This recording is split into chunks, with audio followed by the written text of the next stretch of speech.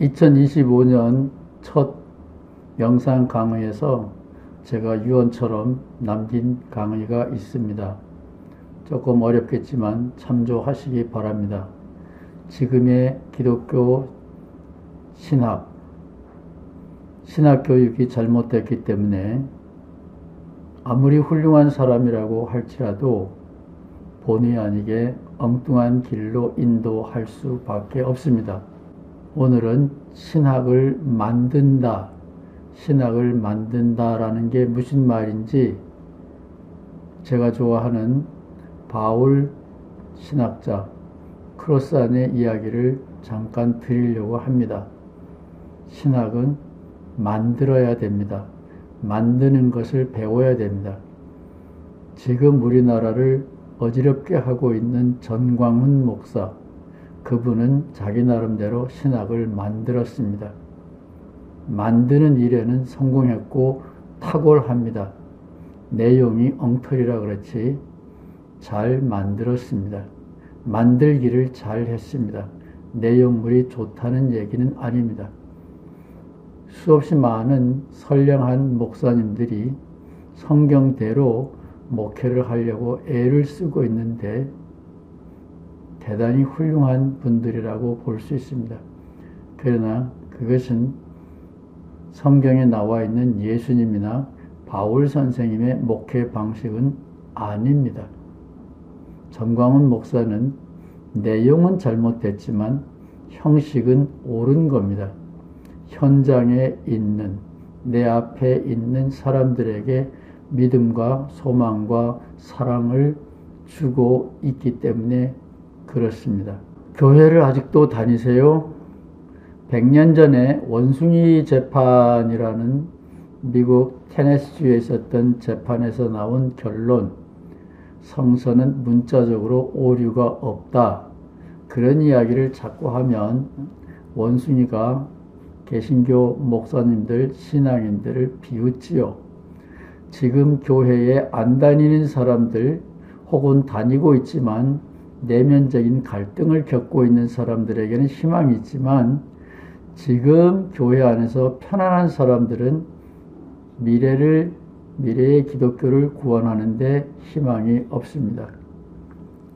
지금의 기독교는 십자가 앞에서 자유를 배운, 십자가 앞에서 자유라는 계시를 받은 사도 바울의 이야기가 근간을 이루고 있는데, 사도 바울은 좋은 점, 훌륭한 점이 절반이라면 나쁜 점, 악질적인 부작용도 절반이라고 말할 수 있습니다. 지금 우리는 사도 바울의 긍정적인 면을 이야기하고 있습니다. 부정적인 면은 나중에 말씀드리겠습니다. 사도 바울에게서 우리가 배울 수 있는, 혹은 사도 바울이 십자가에서 배운 것은 그동안의 정답이라고 생각했던 정답이 사실은 정답이 아니기 때문에 기존의 정답을 따라가는 것이 아니라 기존의 정답에 대하여 불복종할 자유가, 능력이 나에게 있다. 물론 십자가는 또 다른 것을 상징합니다. 그런 경거망동한 자유의 행사는, 책임은 내가 져야 된다.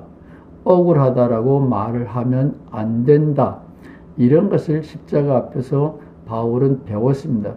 저는 바울 사도에게서 오늘날 그리스도인들이 배워야 될 것은 바로 이 점이라고 생각합니다. 힘 가진 사람들이 정답이라고 우격다짐하는 그것 앞에서 나는 불복종할 자유가 있고, 그 자유를 행사했을 경우, 행동으로 옮겼을 경우 십자가처럼 책임은 내가 지는 겁니다. 그러나 내 양심은 하나님 앞에서 그렇게 행동하고 사는 것이 떳떳한 겁니다. 이것이 사도 바울이 예수님을 만나서 얻은 계시입니다. 고린도후서 3장, 갈라디아서 5장 등등에서 자유를 얘기했고, 실제로 바울은 예수님의 가르침을 따르지 않았습니다. 고린도전서 9장에 보면 복음을 전하는 것은 생업의 생계의 수단이라고 예수님이 가르쳤다는 걸 알고는 있지만 바울은 내가 어린애냐? 예수님의 가르침을 문자 그대로 지키느니 차라리 죽는 것이 낫다. 먹고 사는 것은 포도청이라고 사람을 올가매는 올가미입니다. 율법처럼. 따라서 참으로 예수를 믿는 사람은 이 올가미, 함정에서 벗어날 힘이 있어야 되는데 그것이 십자가고 그것이 바울 선생님이 고린도전서 9장에서 말하는 나의 자랑을 헛되이 하지 말라. 예수님의 가르침을 문자 그대로 지킨다면 내가 죽느니만 못하다. 이런 무서운 선언을 바울이 했고 홍정수가 좋아하는 바울도 이런 바울입니다.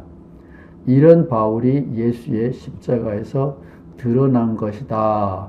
바울의 계시죠. 목사님들은 신학교를 나왔기 때문에 배웠습니다. 그런데 신학을 만드는 것을 못 배웠습니다. 이것이 참 안타깝습니다. 정광훈, 조용기, 로버트 슐러 이런 사람들은 신학을 제대로 배우지 않았습니다. 그래서 그들은 자기 나름대로 만듭니다. 그러나 대부분의 목사님들은 신학교를 나왔고 신학교에서 배운 것을 앵무새처럼 반복하려고 하는데 그것은 어리석은 겁니다. 신학 교육이 잘못되었다. 그런 얘기입니다.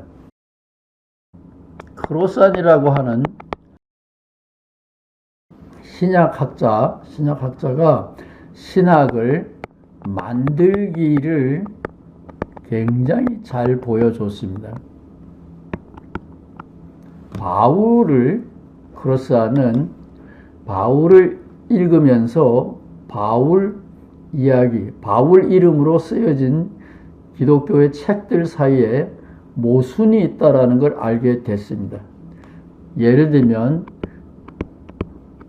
자유와 평등이 예수님의 생각입니다. 사상입니다. 실천 속에 읽혀진 메시지입니다. 그런데 바울의 이야기에 보면 여자를 사람 취급하지 않는 이야기가 나옵니다. 고린도전서에도 나오고 디모데서 등에도 나옵니다. 따라서 크로스아는 자유와 평등을 얘기하는 것이 기준입니다. 원리입니다. 그래서 여기에서 어긋나는 이야기들, 바울의 이름으로 쓰여진 책이지만 고린도전서나 디모데서, 디도서 등에 보면 여성을 차별하는 이야기가 바울의 이름으로 쓰여져 있습니다. 오늘날 교회는 여성들 문제와 젠더, 동성애 문제로 분열되고 있습니다. 그것은 바울을 오해하고 있기 때문에 생기는 일입니다. 자유와 평등이 바울의 신학의 원리다라는 크로스안의 이야기는 신학 만들기에 있어서 1번 원리입니다.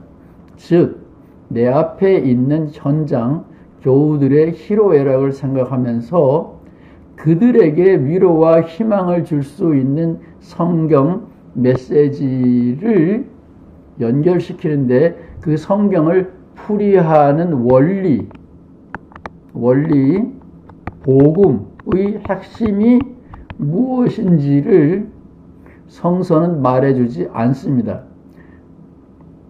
내가 정하는 겁니다. 성경을 읽는 것이 아니라 성경을 풀이하는 원리, 으뜸 개념을 내가 정한다 이겁니다. 이게 신학을 만드는 첫 번째 출발점입니다. 크로스 안에 바울은 평등, 자유가 으뜸 원리였기 때문에 고린도전서에서 여자는 잠잠하라. 디도서에서도 여자를 잠잠하라 라고 하는 말은 이 으뜸 원리에 비추어 봐서 바울의 이야기가 아니거나 바울이 약간 술이 덜 깨서 헛소리를 한 걸로 봅니다. 사람들은 더운 것을 찾을 때도 있고 시원한 것을 찾을 때도 있습니다. 그때 다릅니다.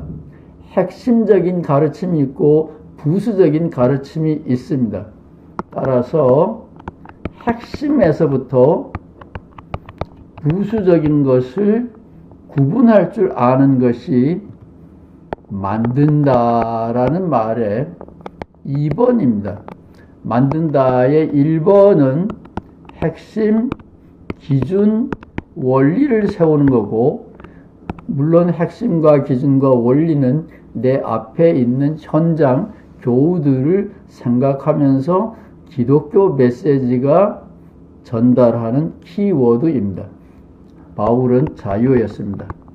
거기에서 바울의 여러 가지 이야기, 신구약 여러 가지 이야기, 도움이 되는 이야기도 있고 도움이 되지 않는 이야기도 있는데 이런 이야기들을 다시 정리하는 겁니다. 그것을 어려운 말로 하면 질서, 하이어라키, 진리의 하이어라키, 진리의 위계질서 이런 말을 쓰는데 그냥 서열, 우선순위 이렇게 정하면 여러분들이 혹시 알아듣기 쉽지 않을까? 예를 들면 예수님은 죄인도 사랑했다. 매국노도 사랑했다. 그러면 예수님이 여인을 사람 취급했다. 당연한 거죠. 바울이 자유와 평등을 예수님에게서 배웠다. 여자도 남자도 이방인도 유대인도 예수님 안에서는 자유와 평등을 누린다. 그것이 예수님의 핵심 가르침이다. 이렇게 정했으면 그것이 바울의 핵심 가르침이다. 이렇게 정했으면 거기에 맞춰서 거기에 해당되는 일은 1번에다가 줄 세우고 거기와 어긋나는 이야기들은 특수한 상황에서 나온 덕을 세우기 위한 상황적인 지침이기 때문에 원리, 원칙, 이건 아니다. 이렇게 생각하고 서열을 매기는 겁니다. 필수 과목이 있고 부수적인 과목이 있습니다. 식사가 있고 액세서리, 디저트가 있습니다. 그런 것처럼 진리에도 서열이 있고 우선순위가 있습니다.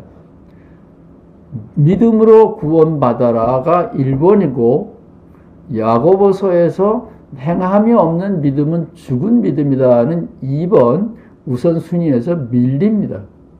왜냐하면 참된 믿음은 실천이 따르기 때문에 가짜 믿음이 있고 진짜 믿음이 있는 것처럼 말하는 예수님의 동생 야고보를 기준으로 삼으면 기독교 독특성이 없어집니다. 따라서 1번은 원칙, 원리, 2번은 서열, 이것을 생각하시기 바랍니다.